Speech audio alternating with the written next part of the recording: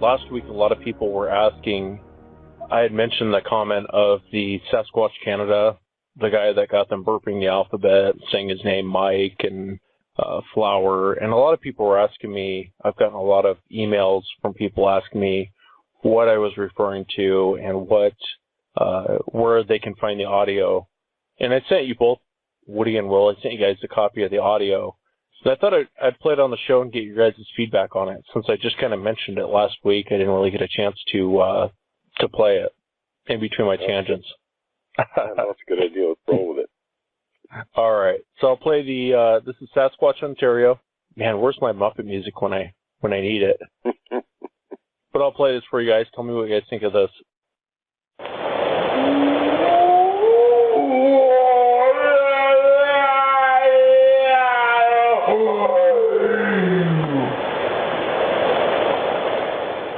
As with previous visits, what this involves is another step forward and our first direct back and forth communication at this level. This is the first time that Nefertia he's spoken with a direct response. The last two visits have shown some extremely exciting progress. We've learned that each visit brings more insight as they allow us a small step forward and more insight into their world.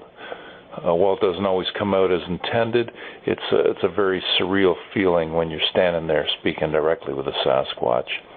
We're learning as we go, and this is unknown territory. It's an extremely unique situation. It's an incredible end to a year of activity that has grown with each visit, and we hope the next year continues at this rate.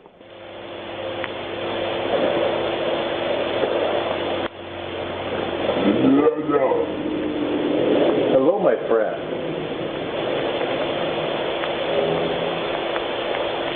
Nefertia.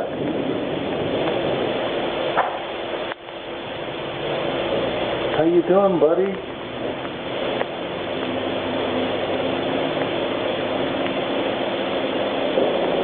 Oh, Nefertia, can you please tell me? Netahu? Netahu?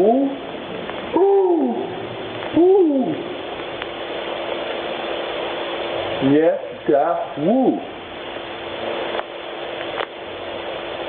I hope that's a good word.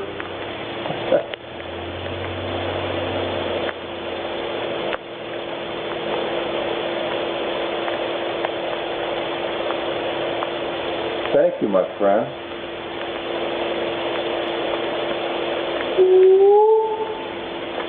Netahu.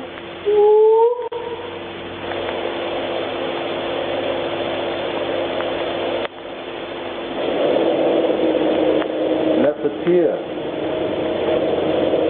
my brother.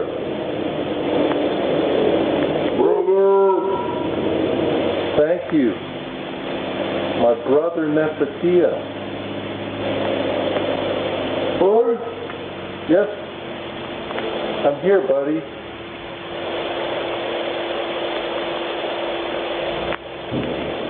Thank you, my friend.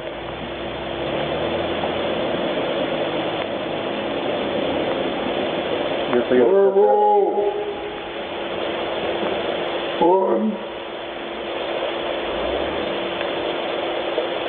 Marble. 1, 2, 3. Woo!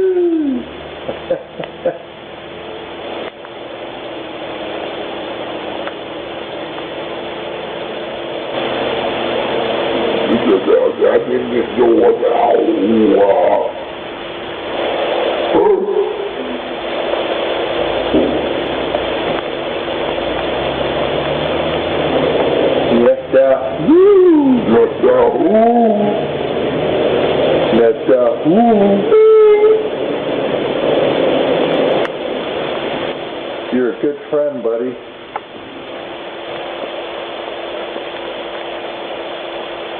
Buddy. You're my buddy. You're my forest friend. My brother. Thank you, Nefertia. Yetahu.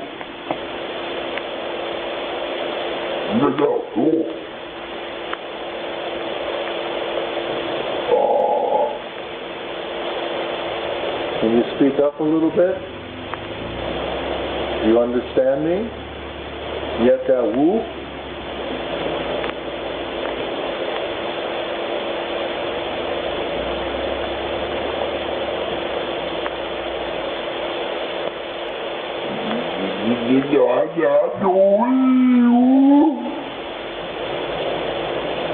Thank you.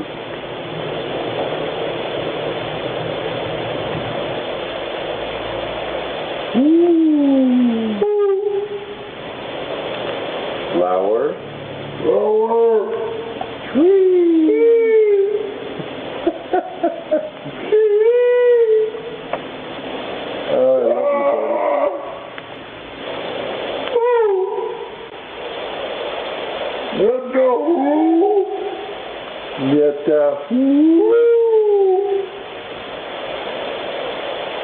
Flower.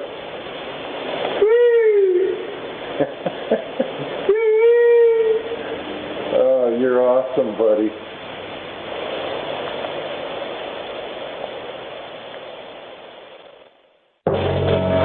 Ladies and gentlemen, it's the Muppet Show!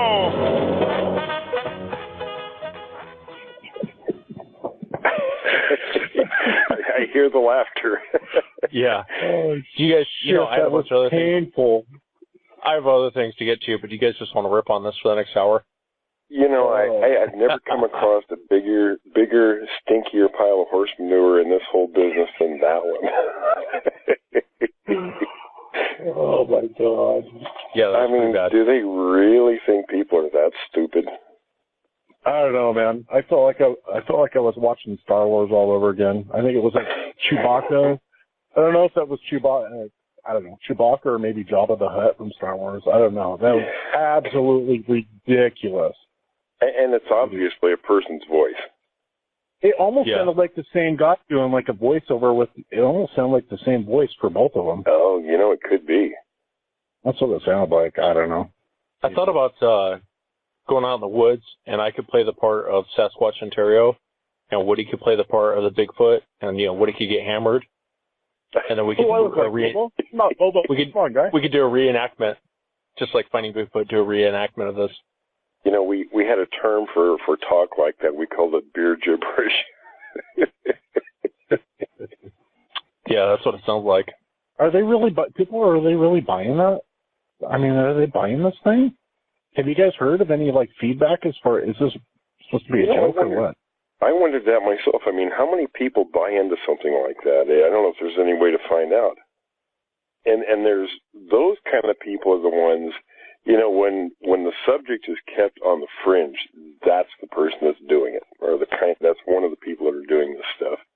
Those people ought to be ashamed of themselves. Now, I don't even know where to begin with that. Yeah, they all got leprechaun powers. Yeah, leprechaun powers. Yeah, it goes beyond just this guy. I've heard him in interviews talking, and the one thing that really burns me is the last interview I heard him talk on. He said that he's putting this audio out to bring awareness to the Sasquatch. When they're asking him why he never gets one on video, and he says, well, it's impossible to get them on video, but he's putting this audio out so that people don't. He's tired of hearing of people wanting to shoot him. But if you can't get them on video, then why are you worried about someone shooting them? Is my question. And that's not. Yeah, everybody's been so against shooting one for years anyway. It's almost, a death sentence, so to speak, publicly if you go out and say that you're going to do that. So I don't know of anybody that has any plans to go out and do that. Yeah, I don't know. I don't know what to think about that. No, I was just going to say, it's too convenient to say, well, I can't get one on video, but look, I've got these sounds. Okay, like John Green said last week, you can speculate about sounds, but unless you've got a film of one making those sounds, you can't say that's what's doing it. So he's really put himself out on a limb. I mean, and of course you can go on forever and ever and ever doing that. It's like the people who claim habituation. well, we have these, this group of creatures, we're friendly with them, we talk to them, on and on and on, but we can't provide any proof. Really? I just don't buy it. Yeah, it's a tough one to swallow. This guy puts out a lot of videos. He sure claims a lot, but the proof that he provides... I didn't mean to interrupt you, but it's been killing me. He says that he can't get one on video, but it sounds like he's sitting in Sasquatch's lap while he's having a conversation with one. I don't understand that. And maybe he is, yeah. But we won't go there.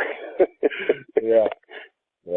Yeah, it's a hard one to swallow. I think if we had a Sasquatch Chronicle hoax of the year, maybe get this guy like a free psych evaluation on us, it would go to this guy. I would say retire, but he's already... What ticks me off about guys like that, I've spent, more than 4 decades out hunting for these things and really busted my butt and spent a lot of time, a lot of equipment. I couldn't even begin to tell you how many thousands of miles I've covered. And some fool like this comes out and pretty much makes all of that nearly a waste of my time because he makes the subject look idiotic. That's got to burn your ass a little bit, Will. Guys like that do. They burn me up. I'm a pretty laid back guy most of the time, but somebody like that, I like to pretty much shove my foot up their ass because they make all the work that I've done look foolish. Because that's what the media focuses on, and I think the media ought to be chastised, the ones that pay attention to that crap, because it's garbage. And the people who are on the fence, whether they're not sure if they exist or not, they hear stuff like this, and they're like, this is a joke. Yeah, exactly. When there's so much really great information out there, collected for so long, and it only takes one piece of garbage like that to, throw a cloak over the whole subject when nobody wants to pay any attention to it. Yeah, that's what I was saying. He had one that they were like burping the alphabet, and I was just like, really? And then he put this one out, and he claims there's orbs. These orbs show up every time Bigfoot shows up. Someone already shot that down and said they're not orbs.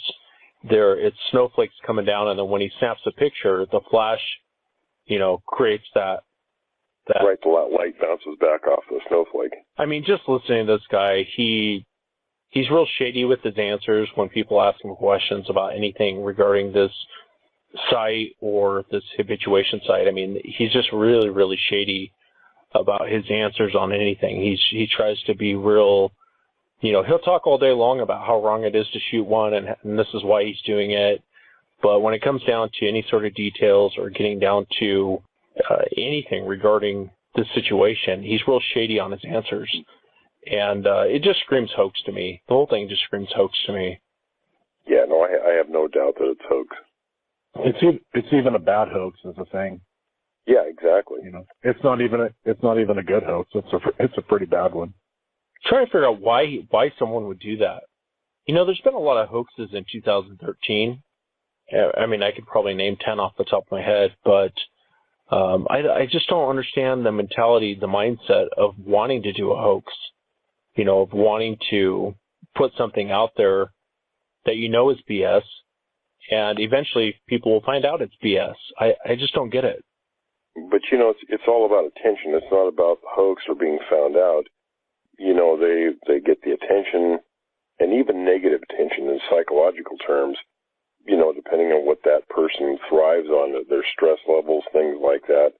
There are people that will thrive off negative feedback, as well as positive. So, he's probably just one of those people that's where his comfort level is whatever kind of BS he can delve into and throw out there, he's getting attention for it. So, he's meeting whatever need that he has psychologically. Yeah, speaking of hoaxes, what did you guys think of, looking back at 2013, what did you think of the Melba Ketchum's DNA study? There was 113 usable... Where do we start? Yeah. What do you guys both think about that? There was over $500,000 spent on that, too, by the way. I'm not surprised. Before we would go into any kind of detail, it's probably not a bad idea, but in this subject, there's been so many... all these people that have come along all these years, somebody will come up with something, and it's almost like a sideshow. Bottom line is, well, let me back up a little first. When I mean sideshow, I mean things like, remember back when dermal ridges was the heyday, the subject. Everybody talked about dermal ridges and how that was going to prove the Sasquatch was real. And it didn't. Before that, of course, Patterson film and tracks and all the different aspects of it. And DNA is just another one. For my first book, Notes from the Field Tracking North America Sasquatch, I interviewed an expert in that area about sampling hair and DNA and things like that. And one of the things he told me was that when you'll hear people jump on the bandwagon all the time, a hair sample is tested and it comes up unknown. Well, they make the bridge to Bigfoot.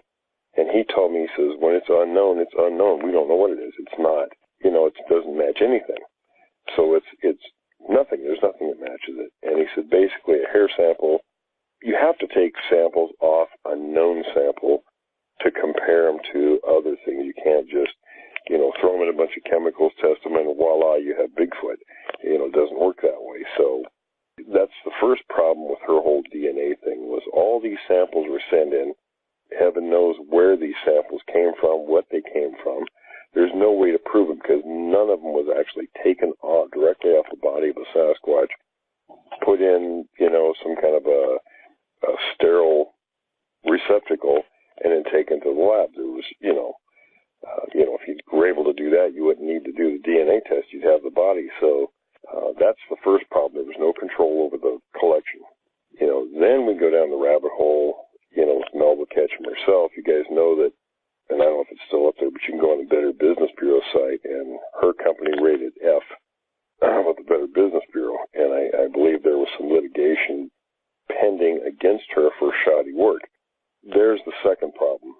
Third problem is she claims she has a habituation site on one of her properties, and I don't recall if it's in Texas or Virginia, one of those places.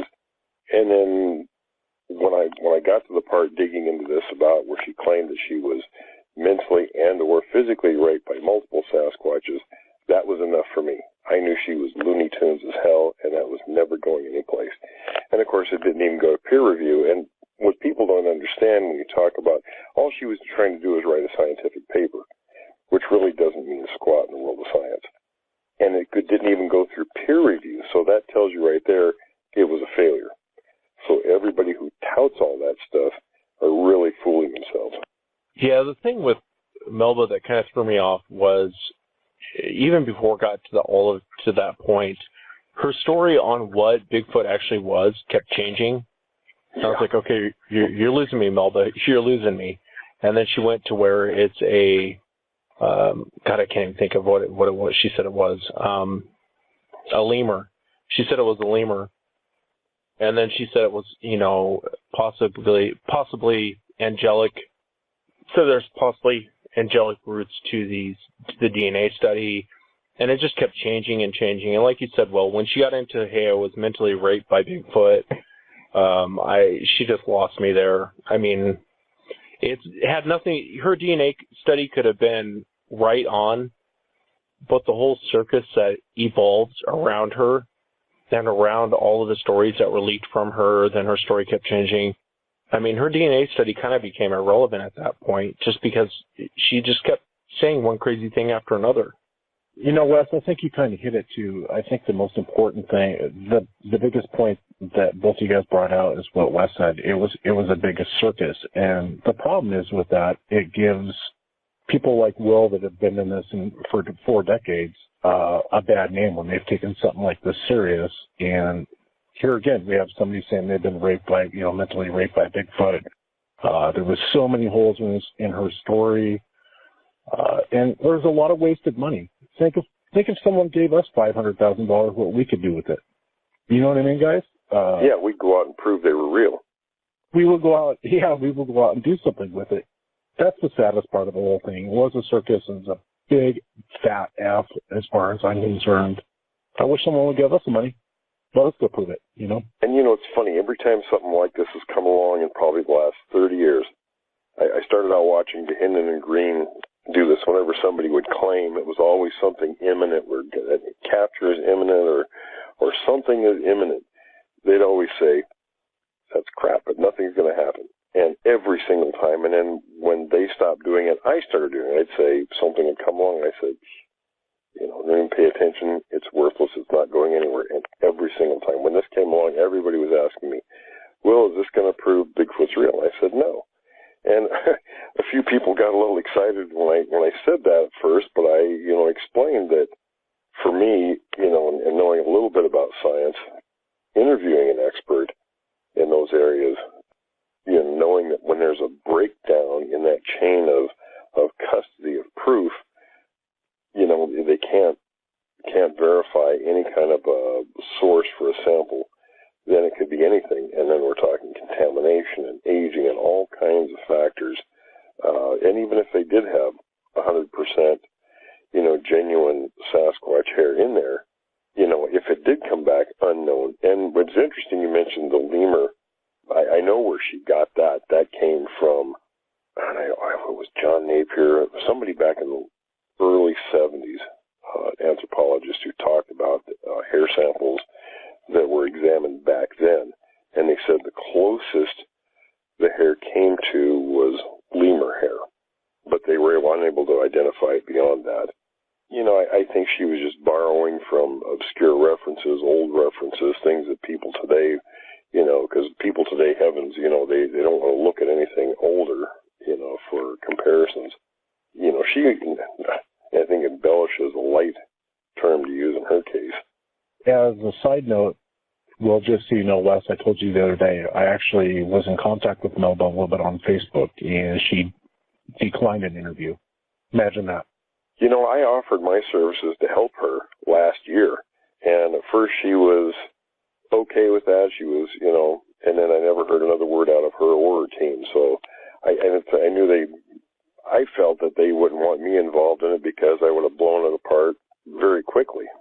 That's the problem with some of these hoaxers is they sure don't want to get somebody involved that knows what they're talking about because, their little house of cards gets knocked down pretty fast. I would agree with that. And the other thing with 2013 is, and I don't want to even give him that much airtime, but Rick Dyer, I hope in 2015 when he comes out and says, hey, I shot another Bigfoot, I hope people look back at 2008, 2013, and see what this guy's doing. I mean, this guy's made his living off of doing this, and I know the Bigfoot community kind of has a short-term memory, but I hope they stop and look. I think the community itself's getting better with hoaxes. It seems like, I know with the last couple that have come out, it seems like the community calls them out pretty quick on it, and that's something new that I haven't seen before in the short amount of time I've been involved. I think people are getting fed up with all the BS. It's even like, the groups that are out there. I mean, we talk about television shows and things like that. They put the lightweights out there doing things. I think if, like when you mentioned about us, be it somebody giving us money or putting us on television or doing something serious with the subject, I think they'd find out where the heavyweights were right away. And that's what people want. I think that's one reason our show is very popular is because, we don't sugarcoat things. We hit these subjects right on the head, call them for what they are. And people, in my experience, that's what they want. They don't want to be, they're a little turned off if they're hoodwinked. If you tell people the truth, that resonates with people.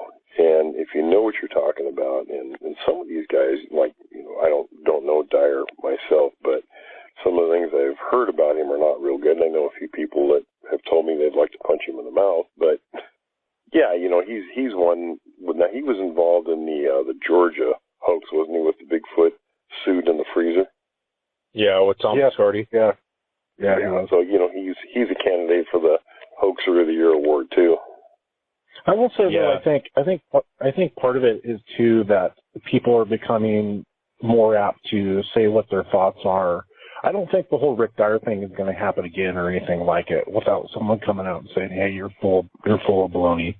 It's more acceptable today. It seems like for Bigfoot is a real thing. It is a real creature, and I think it's more acceptable to come out and speak your mind and give your opinion on that. So I don't think this whole crap with like this Rick Dyer thing will happen again or anything like it.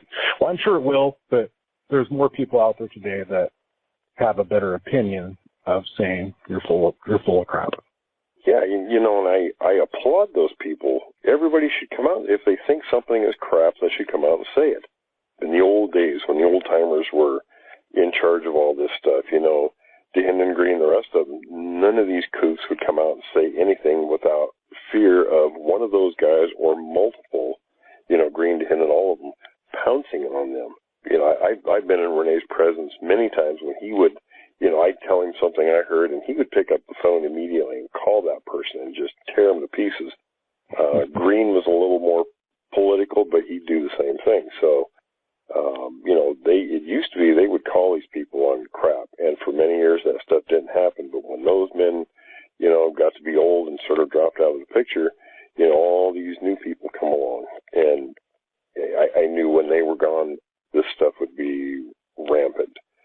So it's refreshing to see, some of the people now speaking out and calling them on this stuff. Yeah, it is, and we need more of it. Did you see that?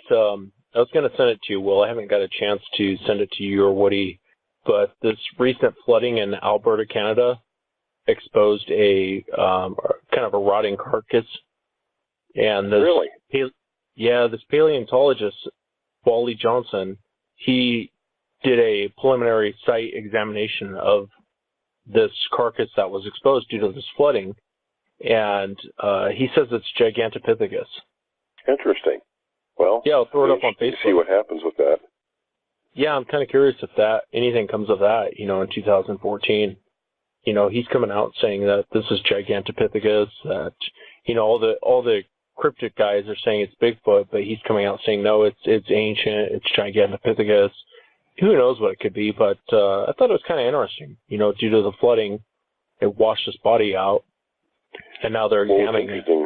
Yeah, what's interesting, too, is if it is a Gigantopithecus, those were a Southeast Asia giant hominid, so there hadn't been any proof before that they were on this continent, so that would be a very interesting, the Sasquatch could be, related to the Gigantopithecus, so it's very interesting if that creature is one. Can't wait to find out what it is. No, I was just going to say, if that does prove out to be a Gigantopithecus, it just helps bring a little more credibility to our subject. Yeah, it does. It does bring a lot of credibility. I wonder why this isn't making front page news anywhere. But yeah, that's weird, isn't it? I mean, that ought to be. There might be a reason. Yeah, you would think that would be big news. Did they say that? Ian West, you showed me the article, but I didn't get a chance to follow through it. What was their reason for thinking it was a Gigantopithecus? What made them make that decision? It was a paleontologist that was on the site, kind of reviewing the site and doing the preliminary excavation on it and examining the body and really going through trying to figure out what this thing was. And he's the one that came to the conclusion that this is Gigantopithecus. It's one sitting in the Canadian Rockies. That should be huge. I mean, there's only been 4 jaws found and a few dozen teeth in Southeast Asia. So for something like that to be in Canada is incredible news. Yeah, that's what I thought. But I threw the link up on Facebook if people want to review it. I came across an article too. One of the stories I found fascinating for 2013 was this guy. I don't know if you guys heard about it. This guy out in Nevada had a trailer, and he wanted to live off grid in his trailer, a place to go to where he can kind of get away from everything. And those trailers they put on backs of trucks. They're I forget what they're called, but it's an actual trailer. It sits in the bed. It's a huge mobile trailer that you can actually sit in. Yeah. He had one of those sitting out in the middle of this plot of land that he bought in the middle of nowhere. And he came back, had it all set up, came back 2 days later, and the whole trailer had been tipped over on its top. Good Lord. And he couldn't figure out what the heck was going on. So it took four guys to actually put it back upright. And they put it back upright, and he was examining the area. He saw footprints that day, but he didn't really think about Bigfoot. He's not a Bigfoot believer. And came back a week later, and it was tipped upside down again on its top. He couldn't figure out why someone would come and actually tip his trailer upside down, because it's literally in the middle of nowhere. And he ended up setting up cameras, and so I'm kind of curious to see if he catches something or someone tipping it upside down. But it made me think of one of my most favorite encounters. I wanted to play one of them for you guys. This happened off of Ape Island, and it's a guy sitting in his trailer, and a Sasquatch starts tipping his trailer in the middle of the night. Take a listen to this. Tell me what you guys think of this. I thought it was a myth, or I had no belief in any of that at all. That night made me a believer. For outdoorsman Ted's story, myth became reality after a violent encounter one night while sleeping in his motor home in the middle of Vancouver Island.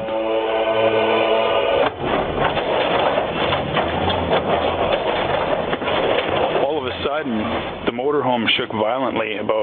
It listed 30 degrees or so. I would anticipate that the tires just about came off the ground. Startled, Ted realized something very large was rocking the motorhome, and it was standing right outside the window. I could see the spectrum of this creature, and it was standing on two legs for sure, and it had two upper limbs, and it was extremely hairy, matted hair. Ted jumped to his feet and ran outside without thinking. The smell in the air was a very stenchy, strong, almost dead fish, but musky. It was very, very prominent.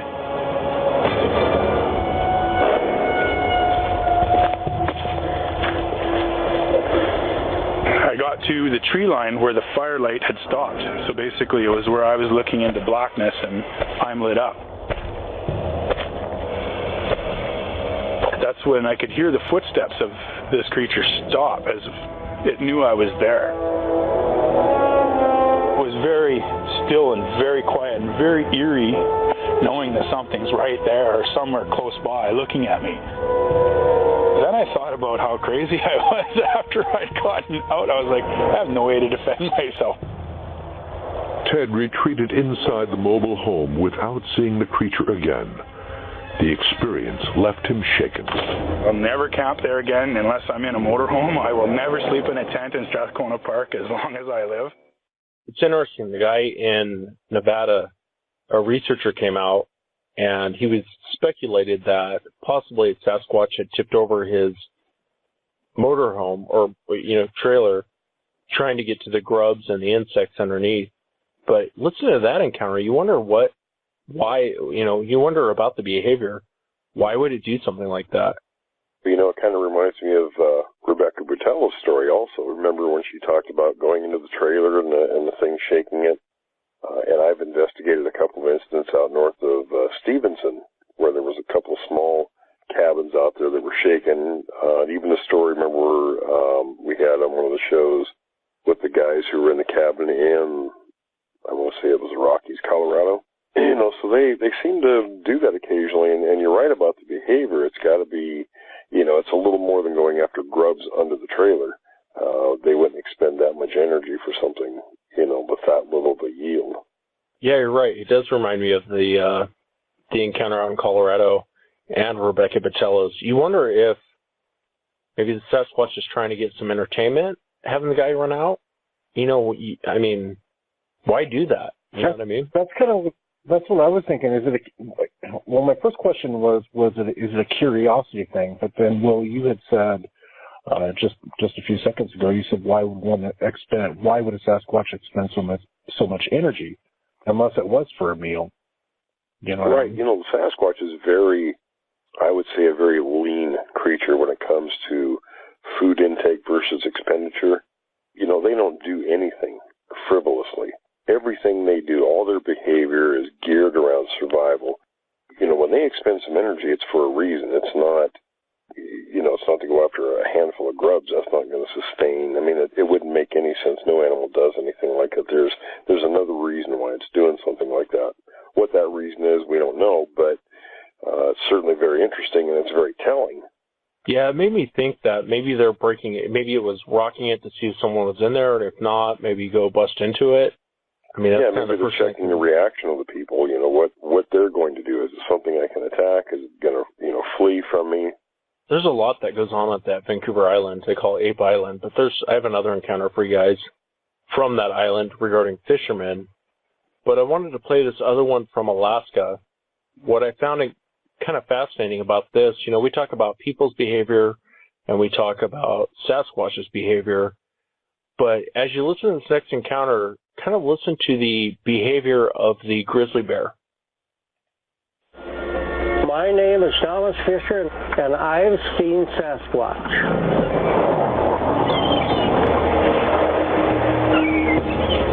I live in Ketchikan, Alaska, and I fish salmon for a living. I could actually paint my windows black and run on the radar. That's how well I know this country. From his boat, Thomas Fisher has a front row seat to the edge of wild Alaska. There's places here where man has never been. It's just immense. I don't know. I think there's probably lots of things out there in the brush we don't know about.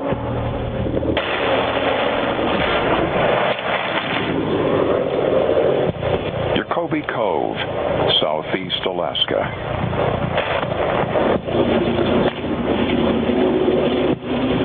Thomas Fisher anchors his boat.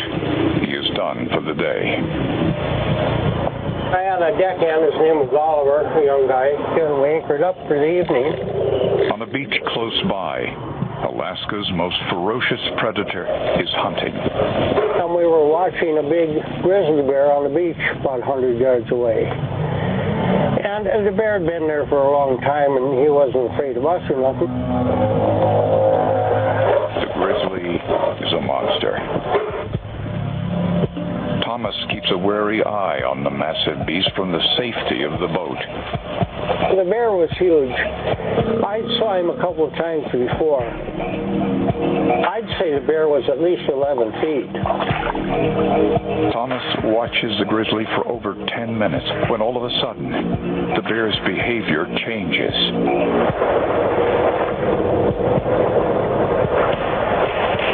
The bear freezes, seeming to sense danger. And then, one of the world's most feared predators does something rarely seen.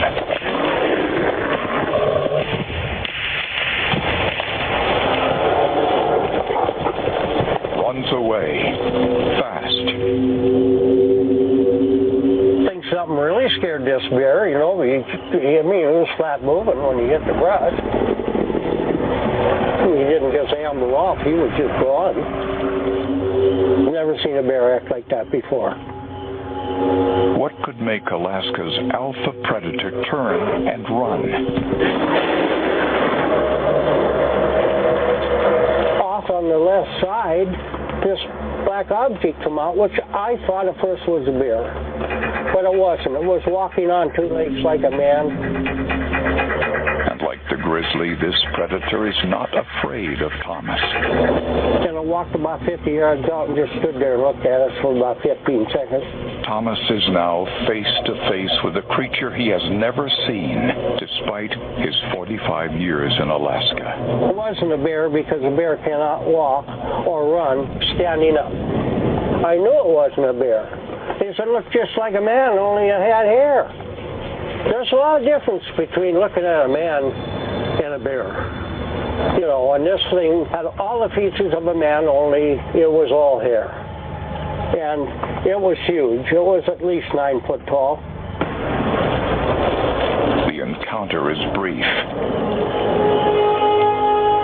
It was a Bigfoot, just as plain as day. And he stood there probably 15 seconds. And then he ran about 100 yards into the timber. He did it so fast, it was just amazing. My deckhand looked at me and I looked at him. We said, what the heck did we just see? And we said, a Bigfoot. And Oliver, my deckhand, said, well, I'm not telling anybody. To this day, Fisher's deckhand will not speak about what he saw. But the old fisherman is very clear about the events of that evening. Definitely saw Sasquatch, and I'll stick by that till the day I die. And nobody will ever change my mind. Most people don't understand grizzly bears don't run. It's hard to startle a grizzly bear. Yeah, I've always loved that story. That's pretty telling about who the top of the food chain is. Well, it's kind of on the same topic, but maybe a little bit off topic. But, Will, did you ever see that interview of Les Stroud in Alaska? He was actually it was on the Joe Rogan show. Apparently he came across a couple Sasquatches in Alaska. So I didn't know if you heard of that or not, but it was a pretty good interview. Maybe one of these times we'll play it on the show. Yeah, no, I'm not familiar with that one. Yeah, it made me think of our encounter. You know, remember Woody, I was saying how it was dead silent. There was no forest noises. There was no nothing. I guess you can kind of see why after listening to that encounter, having the grizzly bear take off running. Yeah. Everything gets quiet. And like you said, you know, or actually, I believe it was the fisherman that said it. It was the alpha. He's like the alpha omega of Alaska, so he really shouldn't be, you know, scared of anything. But apparently, there's always someone bigger and badder than you are. And you know, it's interesting bear behavior. I am pretty familiar with bear. You know, hunted and been around bears for many years. One of the areas that I do my field work in, there's a lot of bear in there, big black bear in there, you know, 400 plus pounders. Every other place I've ever been to, and I find a lot of the Bigfoot droppings and other markings and things. Bear in that area during the summer months when these things are in there feeding are scared to death. They see something that looks remotely like a man. And we almost hit one night. Driving back to our camp, the thing was paralleling the SUV we were driving in, and it ran right directly out in front of us. We came with inches of running the thing over, and we couldn't figure out what in the world scared that bear to the point. Now, it was running parallel. There was a road that went parallel next to the one we were on, and then it joined the road. So the bear it was already at a dead run as it came up by us. It was just, you know, kind of a mouth opener that makes you think, wow, what scared that bear into almost being, you know, run over by a car? Yeah, that's the first thing I thought of, too, when I heard that guy's encounter. And there's another one from Alaska I didn't get a chance to load up and queue up for the show. I thought about loading up that Les Stroud one that you're talking about, Woody, but I didn't get a chance to. That's a pretty good one. Yeah, I thought it was a pretty good one.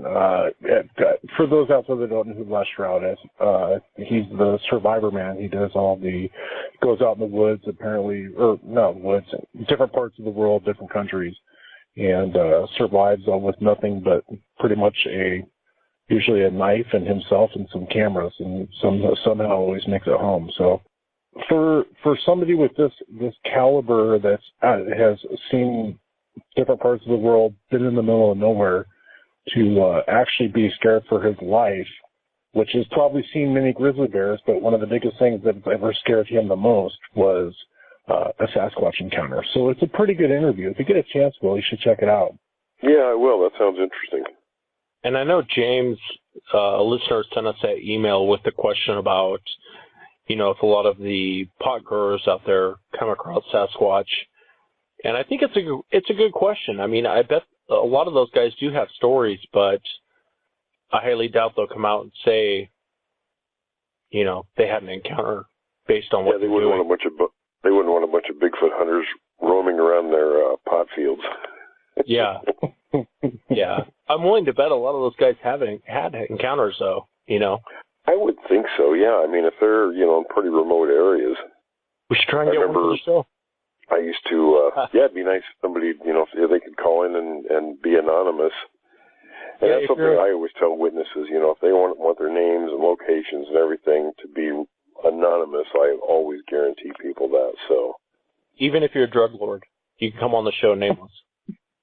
It would be an interesting angle, I mean, yeah, we could, sure, we'll, how good it'd be for business. Of course, wouldn't hurt them if they're not, nobody knows who they are.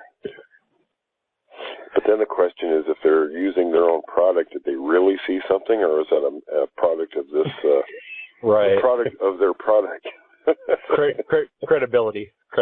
Exactly. Right. Yeah. If you're not in your own stock, we might buy it, but yeah, cause and effect. That's what we call it. Yeah. No, the last encounter I want to play for you guys is, it made me think. The last one is from Ape Island, and it's a fisherman talking about their encounters on seeing one. And it made me think, this might be a good way to kind of look for Bigfoot from a boat pulling into some of these inlands at night. You might come across, if you think it's an area to where they would be, it might be a good way to actually get them on film. Well, Bob Titmus had his sighting that way. Oh, did he?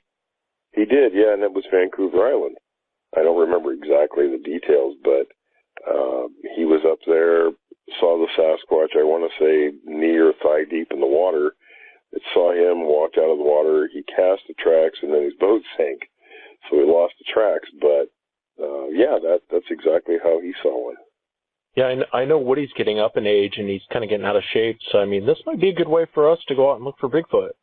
Mm-hmm. I'll take you any day, brother. Well, listen to this last one, guys. Tell me what you guys think of this one. The crew of this fishing boat was traveling along the isolated eastern coast of the island. A few of us decided to go to Village Island and, fish for crab and prawns and that. I was cooking crab out on the back deck, chowing on it and, just having fun. Then they noticed something very unusual. That particular day, there was no wildlife, no nothing. And previous days before that, there was bears, there was birds, there was all kinds of wildlife there. I thought it was a bit strange, but never really thought too much about it. And the one thing that, as soon as we got into that bay, the wind was blowing, and the smell that came out was phenomenal. I've never smelled anything like it in my life. When darkness fell, the source of the smell suddenly appeared on the shoreline.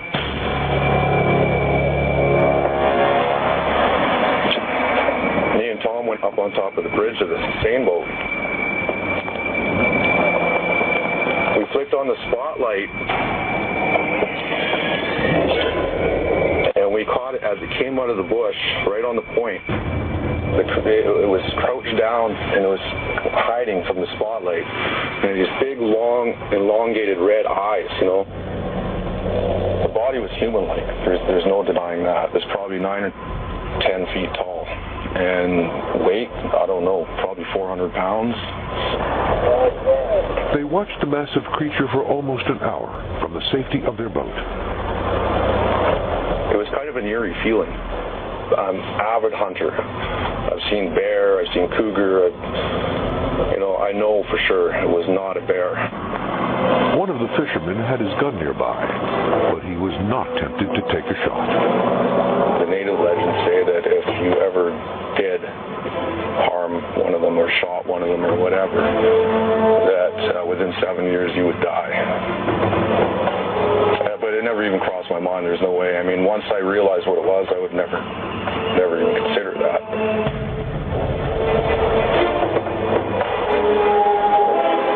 It was getting darker and the moon come up, and then as he walked around into the bay, and it took his time, and then he crouched down and grabbed some cockles, and you could hear him break them open and then start eating away at these cockles.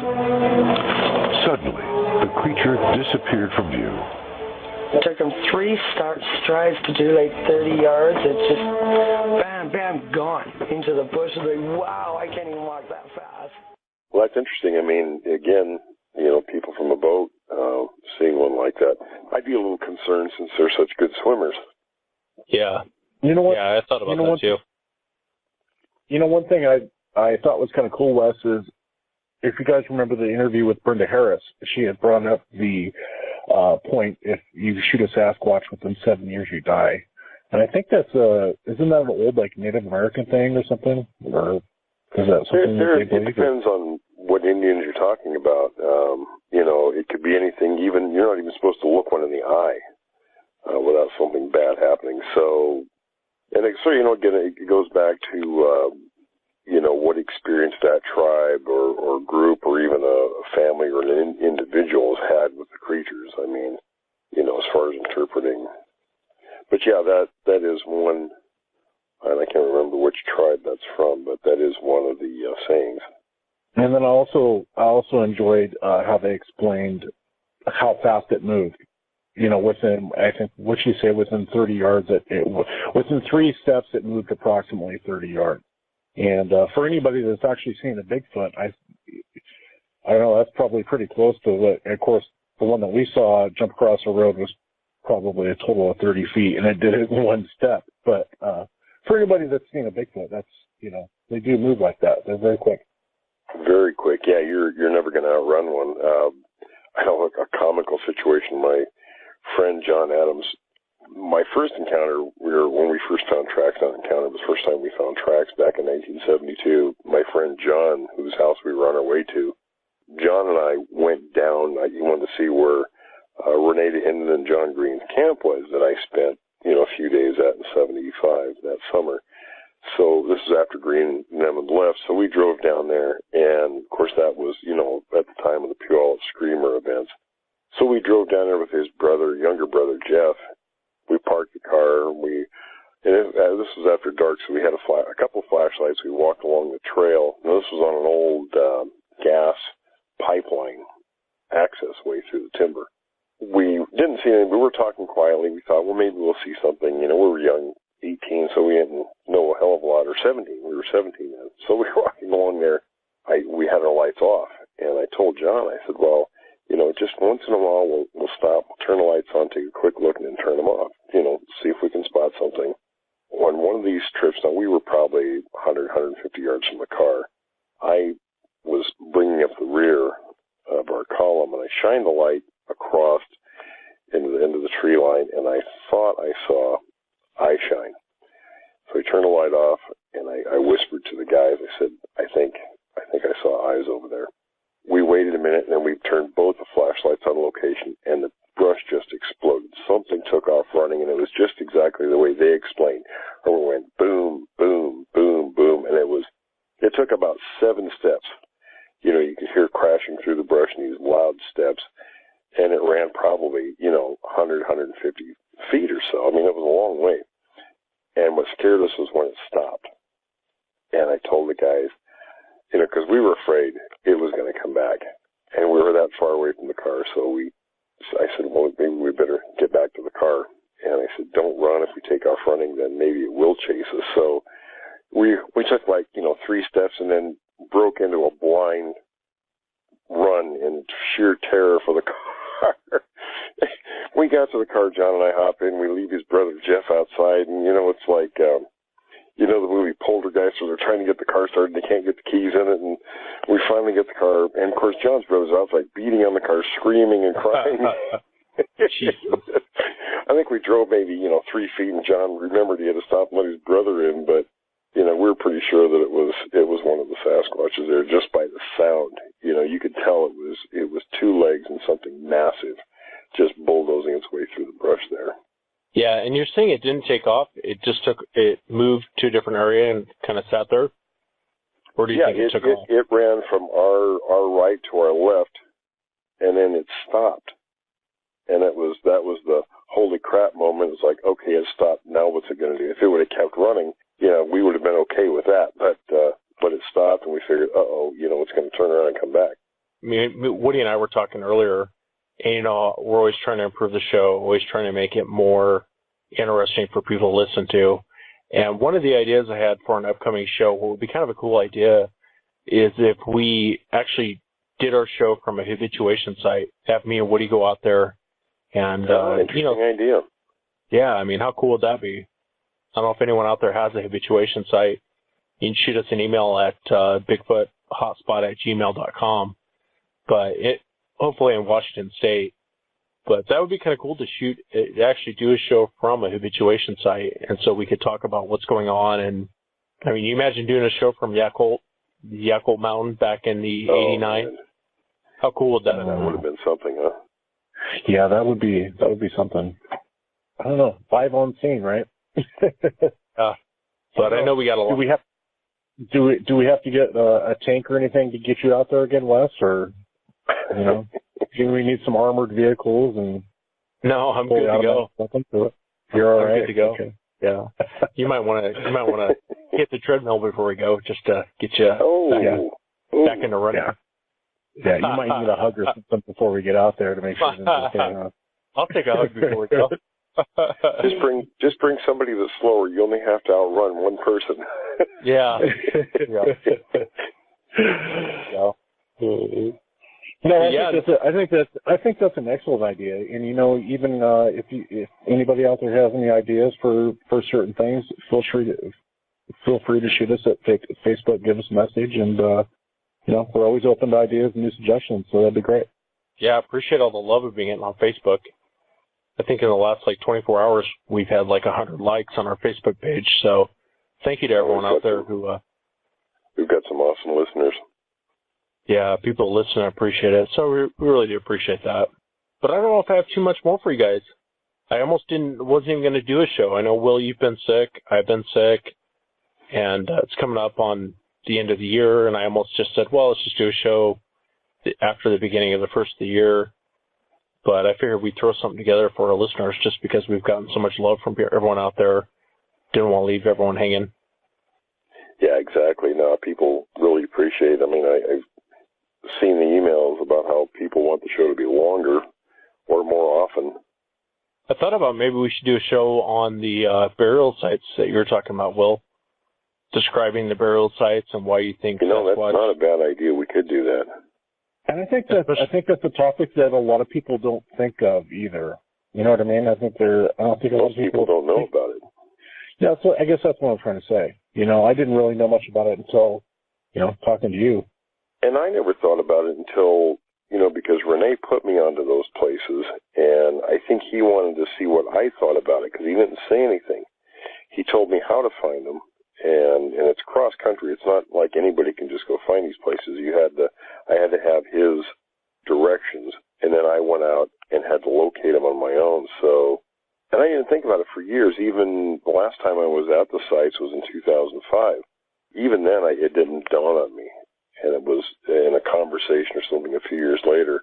And I thought, you know, I wonder. And then I started thinking about it, and it made more sense. So, of course, it's still not a guarantee until we dig a couple of them up, but you know. Yeah, I think on our next show we should discuss Sasquatch burial sites. And if anyone out there has had an encounter where they have a habituation site, that I think it'd be really awesome to shoot a show from their place. I mean, if anyone has anything like that going on, definitely shoot us an email, bigfoothotspot@gmail.com. But that's pretty much it, fellas. Sounds good. Sounds good. I hope that's a good idea. I hope you get to feeling better, Will. Yeah, me too. My throat's about ready to give out for the evening, I think.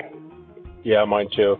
I'm dying here. So wish you and Will, and Woody and Will, wish you guys Happy New Year, and everyone out there listening, Happy New Year. And we'll see everyone after the first of the year.